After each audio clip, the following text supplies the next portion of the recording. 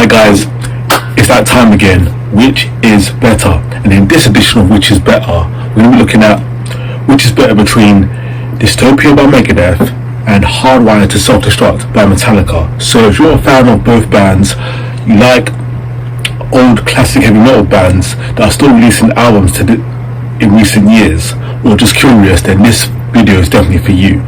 But before I continue, I'm going to leave links in the description to check out songs by Iron Maiden. So let's continue.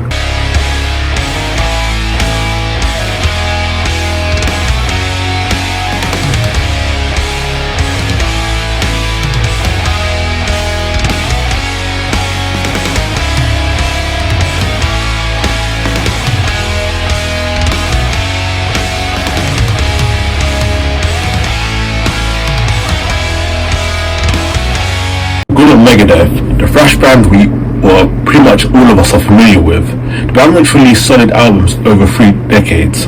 Dave decided he had to come back and go to his thrash roots with the original Megadeth essence, accompanied with a new lineup which consists of Lamb of God drummer Chris Adler and Angra's very own Kiko Loureiro. I hope I said that right. The new lineup is pretty good. Chris Adler's technical drumming is just as intense and powerful as it is in Lamb of God, with relentless double kicks dominating the entire album.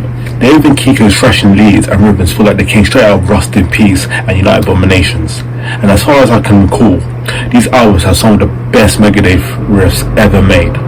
It definitely seems like Dave has given some creative space to new band members, and it seems to be working off.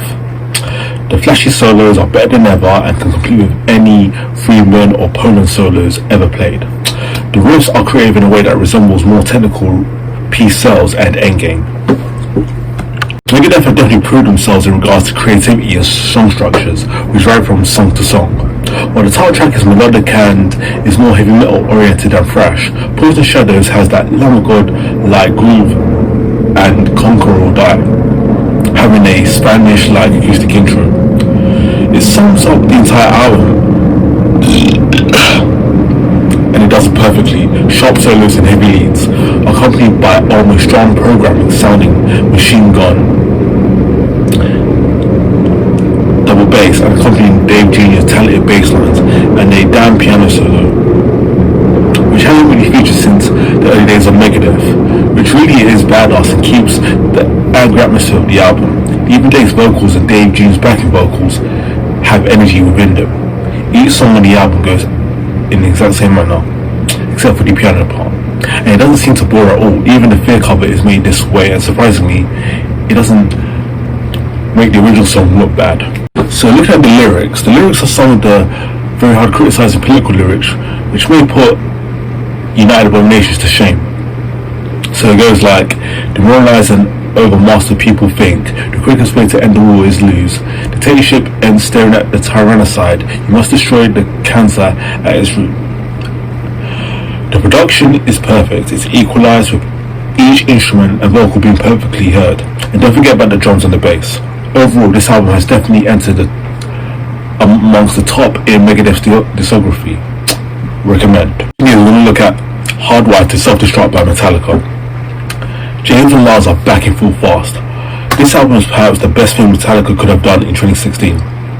Say what you want about the band, but they never gave up and they're always willing to experiment and renew themselves. At this point, they just do what they want, and I think they've pretty much earned this right. The whole album is a collaborative effort by Metallica's internal duo. The tall one-room guitar god basically lifts the album to another level, and the Danish tennis legend just keeps exuding in efficient simplicity. This is a good record since it's easy to identify what was necessary to make it a good one. I thought Death Magnetic was a fun record, but Hardwired managed to sound renewed without compromising the identity of Metallica. It's just 4 guys having fun, playing a style of music they like, and I believe this is the biggest strength of the album.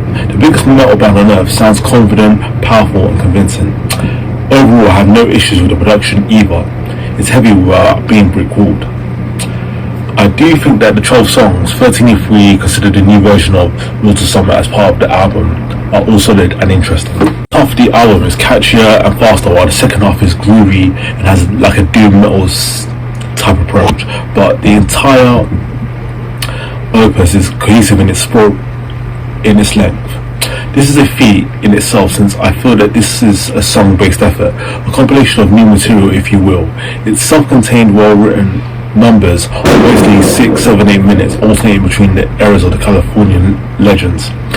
Mixing the rock sound of the Loads and thrashy comebacks of their Magnetic and a fair share groovy heavy metal of the Untitled is ultimately a fun album with strong songwriting and diverse rootings. Metallica never wrote an uninteresting album. That's one of the reasons why they're metal's most popular band, and this one is no exception.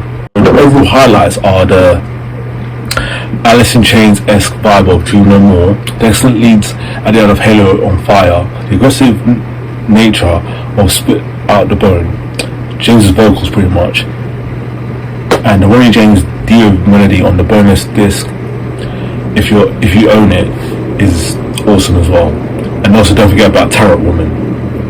So there you have it, guys. Let me know in the comments what you thought was the better album. But other than that, thanks for watching, and I'll see you next time.